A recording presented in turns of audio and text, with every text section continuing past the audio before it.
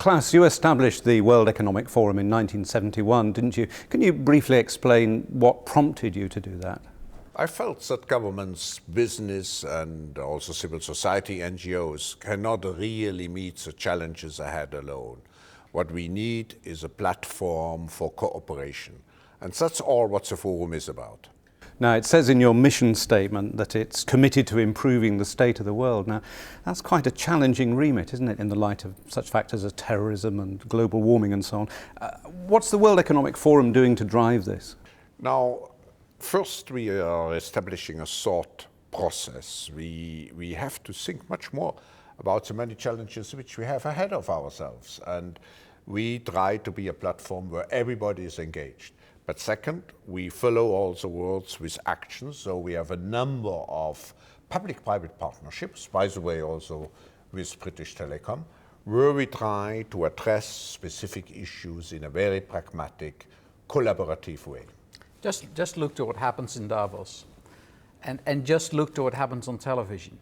The agenda of Davos is taken over by practically everybody, whether it is the television, the papers, the public debate. So what Klaus has established is an agenda-setting forum, influenced not just by the business side, not just by the politicians, but also by the NGOs and everybody else. So the uniqueness of what the World Economic Forum stands for is the ability to take a subject, look from different angles, and put it high on the public agenda. And that is an amazing achievement. Ben, if I may just supplement what you are saying, what we did this year was to highlight climate change. And we had many discussions in Davos about it. I think we created a much better awareness. But now we are following up through very concrete dialogues where you, British Telecom, is very engaged in. So Ben, what do you feel then that BT has gained through this strategic partnership? It's been a couple of years now, hasn't it? One of the things that people need to understand is that as a company, you have a relationship with your shareholders and you pay dividend and you make sure that you have good financial results. And you have a relationship with your customers and you focus on great customer service and you interact. But you also need a similar relationship with the societies in which you operate.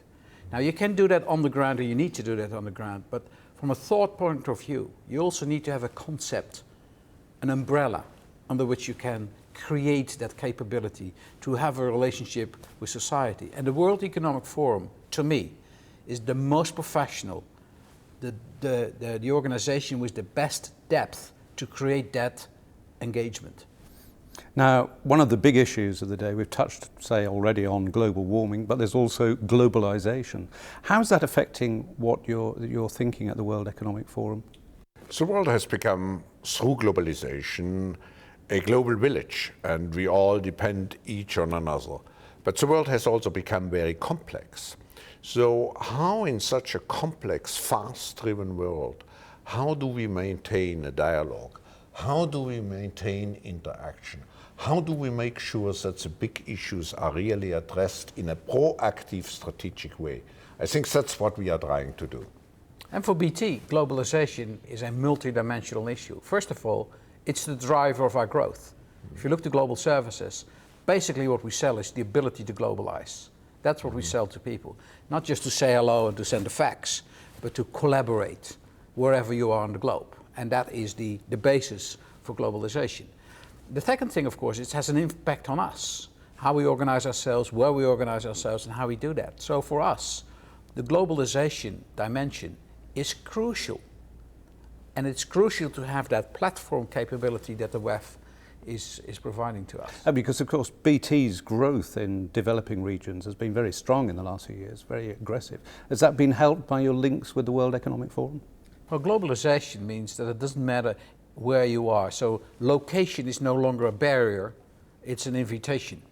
And the same is if you look to time, where in the past, of course, the distance was measured in time and therefore it was also a barrier, a kind of protection barrier. Those are all gone.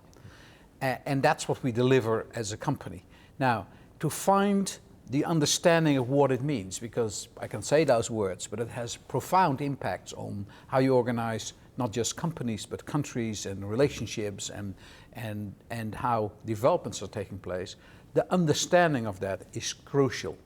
And I think the WEF is a unique organization. We have now a cooperative project together with some other partners. We are in the process of building the world's most sophisticated platform to allow global leaders, not only from business and governments, but also from NGOs, to interact.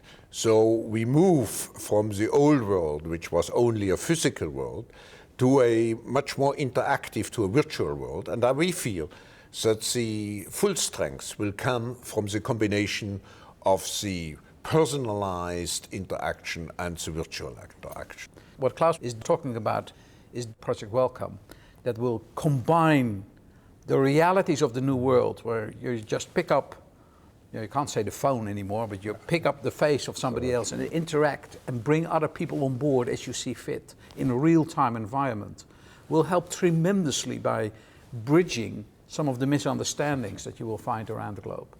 Over the last 36 years, Klaus, the World Economic Forum has changed a huge amount, hasn't it? I mean, you're now a much larger organisation and a major organisation, as we know, 1,000 of the world's foremost companies involved, several international offices and so on.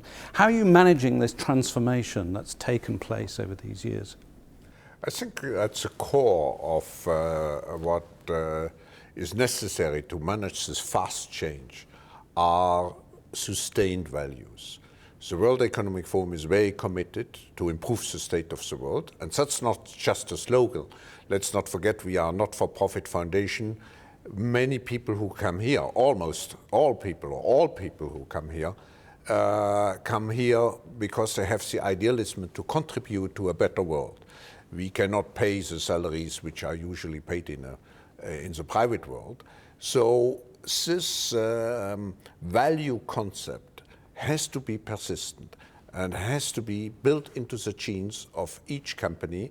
But on the other hand, as far as the processes, practices, strategies are concerned, we have to adapt permanently. And not only to adapt, we have to act in a proactive way if we want to be competitive and if we want to be the leaders. So how do you see BT's future with the World Economic Forum? So we started, let's say, on the top level. And what we found is that the initiatives of the WEF are now going much deeper. They are becoming regional. They are going focused on a new breed of companies that you bring in the dialogue, and you get, for example, in Dalian, total different business leaders sitting around the table that they've never, ever been around.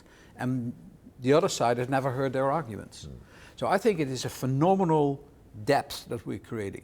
And this is one of those things, you either invest in it, you build together, or you don't get a value out. So for us, this is a long-term relationship. It's a relationship built on the understanding of what the WEF is all about.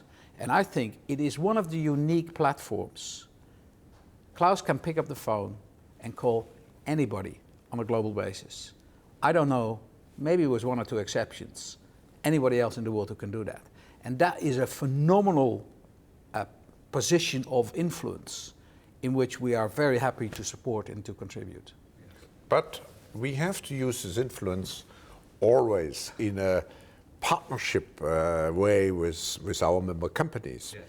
And I think how BT is here involved, for example, UBAN exercising co-chairmanship of our Indian meeting, summit, which we will have later this year. But if you look at the core, I think it can be all summarized under the heading corporate global citizens. Corporations today have many opportunities in a globalized world, but they have also duties. And the key duty is to engage into processes, ways, cooperations which help to address specific issues, specific challenges of mankind. And I think here, in my observation, British Telecom is a particular company which has very well recognized the need for more corporate global citizenship. And do you feel that that's the biggest challenge that you at the Forum face in the future? in some way, we have to be like missionary. I mean, not everybody yet, not like you, Ben, shares completely into the concept. We have to make sure that all corporations, but I'm not thinking only of corporations, all organizations share this idea of corporate global citizenship, taking care of our globe. And what you referred to just a moment before, when we meet in Dalian with many, let's say, so-called emerging multinationals who had to fight very hard in their national environment to remain competitive. What we want to do is to show those companies that they can learn from the more established companies what it means to be a good corporate citizen. So just finally then, Ben, what do you think are the big issues on your agenda that the World Economic Forum can help you address? First of all, an understanding of the dynamics that are taking place around globalization, sustainability, and the ability to be extremely local and being global at the same time. You can only have respect for the markets in which you operate if you behave on a very local basis. And at the same time, you need to have the support system of the globalization behind that. You deliver on a global basis, but you always do it in a very local environment and with local respect. The WEF is a unique platform to bring those two worlds together. Well, gentlemen, it's been fascinating talking to you. Thank you very much. Thank you. Thank you. Thank you. Thank you. Ben.